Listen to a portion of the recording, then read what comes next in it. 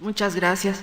Doctor Navarro Reynoso, secretario de la Academia Mexicana de Cirugía, miembros del Presidium, señoras y señores, es un gusto estar aquí con ustedes y agradezco la invitación para participar en este simposio. La atención médica es multidisciplinaria. El marco legal aplica para los profesionales, técnicos y auxiliares en la materia. Esta imagen ilustra la vinculación que existe entre la atención médica, la calidad de la atención y el derecho sanitario, la cual es indivisible. El derecho sanitario se refiere al conjunto normativo de disposiciones especiales en materia de prestación de servicios de salud. Se trata de una rama autónoma del derecho público que se encarga de regular los actos de protección a la salud en estricto sentido, es decir, comprende la atención médica, la salud pública y la asistencia social. Posee un cuerpo de doctrina propio y un número significativo de normas, dentro de las cuales se encuentran los parámetros de calidad obligatorios para los prestadores de servicios. En el derecho sanitario, la obligación del médico frente al paciente es por regla general de medios y excepcionalmente de resultados. Es decir, la medicina es una ciencia rigurosa, pero no es exacta. Por ello, el médico no está obligado a resultados, pero sí está obligado a observar una conducta diligente, a brindar estas obligaciones de medios de diagnóstico y tratamiento. Las obligaciones de seguridad se refieren básicamente al deber de evitar siniestros. Aquí destaca la situación del mantenimiento y el uso correcto de los aparatos y de los equipos a fin de evitar accidentes y evitar los riesgos.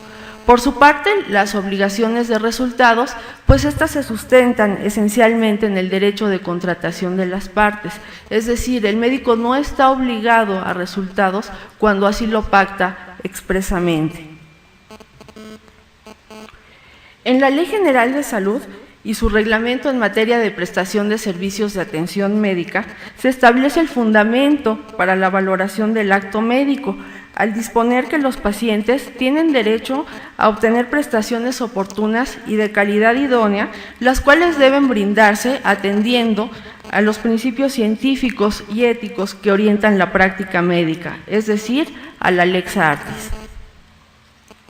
Como parte de los parámetros para la valoración de la atención médica, de los servicios profesionales en la atención médica, el artículo 34 de la Ley de Profesiones establece lo siguiente: se debe de tomar en cuenta si se atendió a los principios científicos y éticos de la práctica médica, es decir, a la lex artis, si se dispuso de todos los recursos y de los materiales necesarios. También se debe de tener en cuenta las circunstancias de modo, de tiempo y de lugar, si se empleó el tiempo necesario para brindar el servicio, si éste se brindó con oportunidad y cualquier otro factor que pudo haber incidido en la atención médica, que incluso puede ser atribuible al paciente o a los familiares cuando no hay una adherencia a la terapéutica indicada por el médico. Así, cuando la conducta del personal de la salud no se ajusta a estos parámetros que he referido, pues se cae en la denominada mala práctica o malpraxis. En el derecho mexicano, desde el punto de vista civil, el médico puede ser responsable por negligencia, impericia o dolo, es decir, estas son las fuentes de responsabilidad que están establecidas en el artículo 2615 del Código Civil Federal. Ahora bien, de actualizarse algún tipo penal de responsabilidad profesional, tendríamos que referirnos a lo que es el Código Penal Federal en su artículo 228, así como el Código Penal 322 en el caso del Distrito Federal, o revisar en la entidad federativa de que se trate. La evaluación de la calidad de la atención médica en el derecho sanitario implica un análisis metodológico ad hoc, en el cual debe considerarse, por supuesto, la lex artis médica, dentro de lo que destacan las guías de práctica clínica, todas las disposiciones legales, aquí es importante mencionar las normas oficiales mexicanas, el consentimiento informado al paciente, las condiciones de modo, tiempo y lugar, así como la distribución y escalonamiento de los servicios. En la metodología de análisis, pues esto nos permite identificar causas, identificar áreas de oportunidad para su abatimiento y por ende para mejorar la calidad de la atención médica. A efecto de ilustrar el tema, se realizó una investigación acerca de las principales deficiencias asociadas con mala práctica y su repercusión en la salud de los pacientes y el grado de responsabilidad del prestador del servicio. El diseño del estudio fue retrospectivo, transversal y descriptivo. Se analizaron 35 casos de controversias de la especialidad de cirugía general resueltas mediante arbitraje de CONAMED de enero de 2005 a diciembre de 2009. Se identificó un total de 16 hombres y 19 mujeres.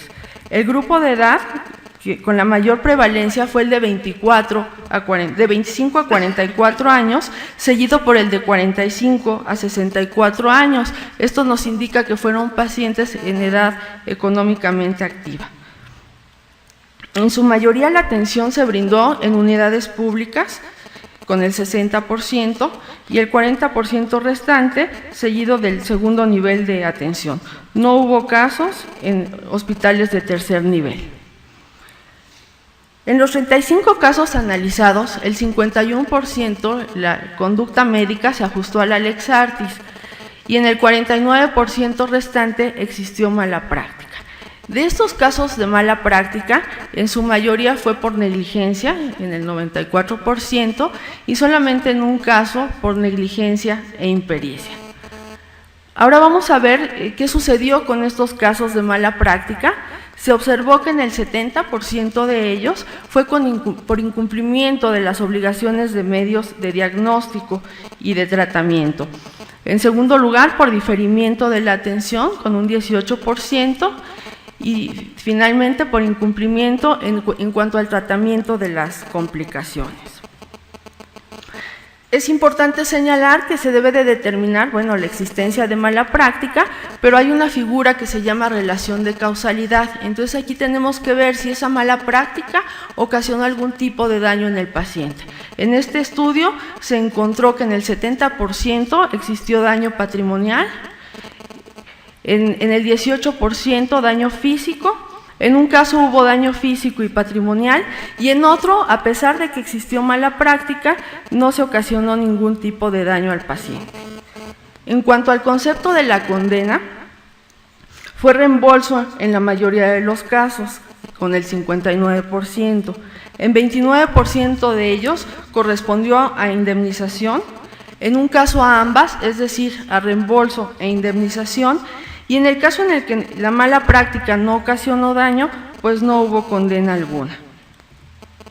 Finalmente, es relevante señalar que los estudiosos del tema consideran que los eventos adversos producen graves consecuencias económicas y financieras, incluso se les ha denominado los costos de la no calidad, es decir, los gastos ocasionados por hacer mal las cosas. Muchas gracias.